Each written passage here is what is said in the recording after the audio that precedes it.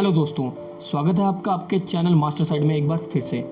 सभी एशियन देशों के अंदर मेन देशों में गिना जाने वाला चाइना यूँ तो बहुत ही तरक्की कर रहा है, लेकिन दुनिया में सबसे ज़्यादा आगे निकलने के लिए यह देश बहुत सी चीज़ें कर रहा है जो कि गैर कानूनी है, और यह चीज़ें इस देश को एक ऐसे देशों की श्रेणी में लाके खड़ा कर देती हैं जिसे कोई भी देश पसंद नहीं करता है। हमारा पड़ोसी देश चाइना एक ऐसा पैरासाइट यानी कि परिजीवी बन चुका है जो कि जिसके अंदर भी चिपक जाता है उसका खून चूस लेता है और उसके बाद ही उसे छोड़ता है। इन्हीं कुछ कारणों की वजह से इस चाइना देश को बहुत सारी आलोचना का सामना करना पड़ रहा है और काफ़ी सारे देश इस देश से नाराज हैं और इसके खिलाफ होकर खड़े हैं। आज के इस वीडियो में हम आपको चाइना के एक ऐसे चेहरे से रूबरू कराएंगे जो अभी तक छुपा हुआ था और जिसके बारे में आप कुछ भी नहीं जानते थे। तो चलिए दोस्तों शुरू करते हैं। The hotbed of virus. जैसा कि आप लोग जानते हैं, वर्तमान में ये जो कोरोना वायरस आया है इसकी उत्पन्नता के पीछे सिर्फ एक ही देश का हाथ है और वो है चाइना, क्योंकि इस वायरस का जन्म या यूं कहें कि इस वायरस का निर्माण इस देश चाइना में ही हुआ है। यह देश इतना धूर्त है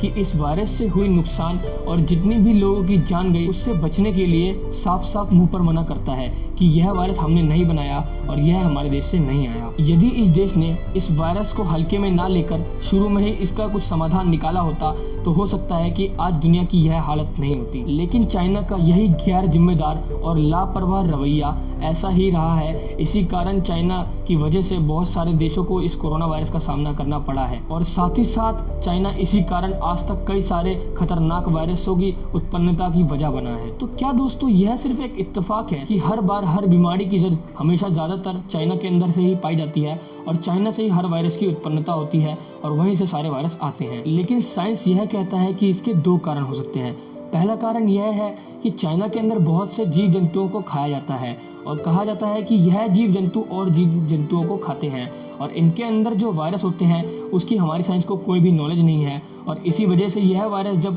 ह्यूमन बॉडी के अंदर जाता है तो वह बहुत ही बुरा काम करता है और चारों ओर वायरस ही वायरस फैल जाता है और धीरे धीरे यह बीमारियां किसी लाइलाज बीमारी और एक बहुत ही बड़े वायरस की शक्ल ले लेती हैं। लेकिन अगर दूसरी थ्योरी की तरफ से देखें जो कि साइंटिस्टों ने दी है तो उन्होंने कहा है क्योंकि चाइना की पॉपुलेशन बहुत ही ज़्यादा है इसलिए चाइना जानबूझकर ऐसे वायरस को डेवलप करता है जिससे उसे बहुत फायदा होता है, क्योंकि ज़्यादा पॉपुलेशन की वजह से वहाँ पे हमेशा स्कार्सिटी रहती है, लोग लिमिटेड रिसोर्सेज को यूज़ नहीं कर पाते हैं, इसीलिए चाइना नए नए वायरस को उत्पन्न करता है ताकि वह उसे अपने देश में फैला सके और उससे कई लोग मर जाएं जिससे कि उनकी पॉपुलेशन कंट्रोल हो सके। और इसी वजह से चाइना कभी भी उसके यहाँ पर हो रही मौतों की एक एक्यूरेट रिपोर्ट नहीं देता है और वह कभी नहीं बताता है कि वहाँ पे कितने लोगों की मृत्यु हुई है। और एक कारण यह है कि चाइना जानबूझकर इसलिए वायरस को उत्पन्न करता है ताकि पूरी दुनिया के अंदर यह बीमारियां फैल सके और जब हर देश इस बीमारी का सामना करने लगता है और वहाँ पर कंट्रोल नहीं हो पाता तो चाइना अपने यहाँ से कुछ सामान को बनाकर वहाँ पे एक्सपोर्ट इंपोर्ट करता है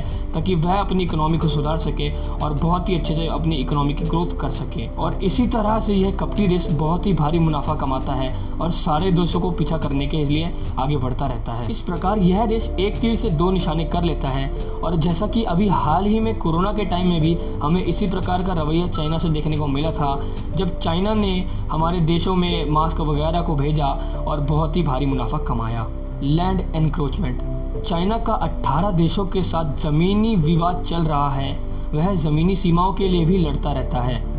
इनमें से कुछ देशों के नाम हैं इंडिया, रशिया,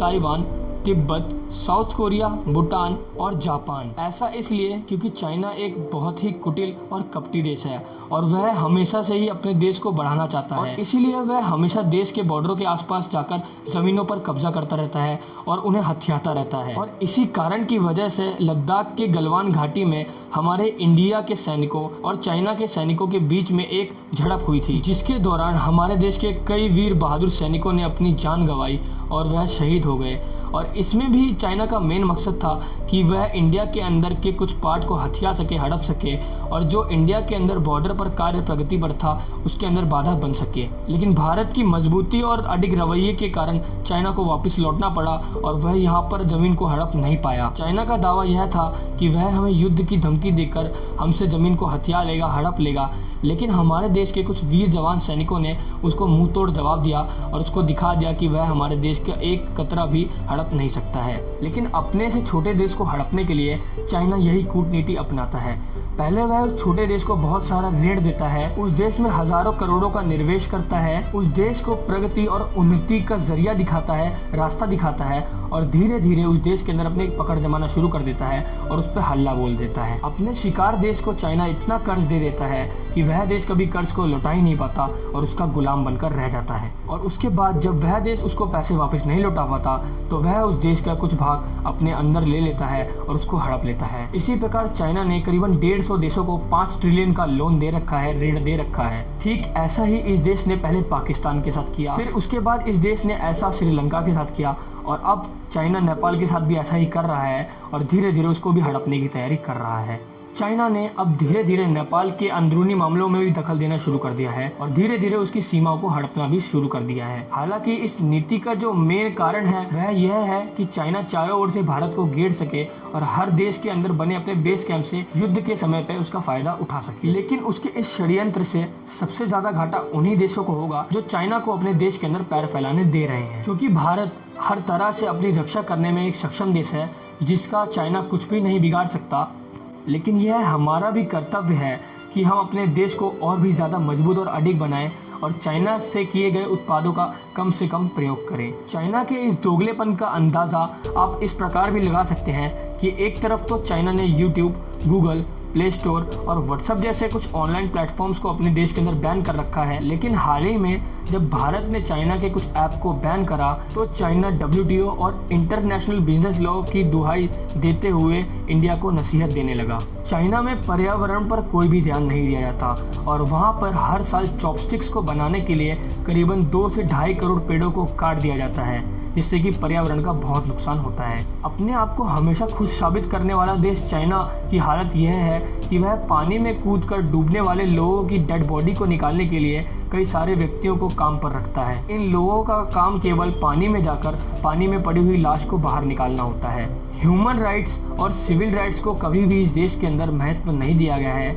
और ना ही यहाँ पर इंडिया और बाकी देशों जैसी फ्रीडम है और ना ही किसी को कोई अधिकार है। यहाँ की सरकार के खिलाफ आवाज़ उठाने वाले व्यक्ति को तुरंत जेल में डाल दिया जाता है और उसे अलग अलग यातनाएं दी जाती हैं। दोस्तों, यही कारण है कि चाइना एक ऐसा देश है जहां पर सबसे ज़्यादा इंटरनेट यूजर्स और पत्रकार जेलों में बंद हैं। अपने इन षड्यंत्रों के चलते या तो यह देश किसी न किसी दिन खुद ही खत्म हो जाएगा या तो इन षड्यंत्रों की वजह से इसे अपने खुद के नागरिकों और अन्य देशों का विरोध सहना पड़ेगा। चाइना जैसे देश का भविष्य भारी अंधकार में है, लेकिन आप अपने देश को एक अच्छा देश और बहुत बढ़िया देश बनाने के लिए, उसको ग्रो करने के लिए उसका साथ दें और उसको ज़्यादा से ज़्यादा मजबूत बनाएं और साथ ही साथ जैसे कि गवर्नमेंट जो भी पॉलिसीज लॉ लागू कर रही है उनका पालन करें और चाइनीज़ एप्लीकेशंस को जितना ज़्यादा हो सके उतना कम प्रयोग करें और चाइनीज़ प्रोडक्ट्स को भी कम से कम उपयोग करें। दोस्तों, यदि आपको आज का हमारा वीडियो पसंद आया हो तो इस वीडियो को लाइक करके शेयर ज़रूर करना और कमेंट करके हमें बताते रहना कि वीडियो आपको कैसा लगा और फ्यूचर में कैसे वीडियो चाहिए। और दोस्तों, अगर आपको वीडियो पसंद आया हो तो चैनल को ज़रूर सब्सक्राइब करना। तो दोस्तों, आज की वीडियो में बस इतना ही। मिलते हैं किसी और वीडियो में, तब तक के लिए अलविदा।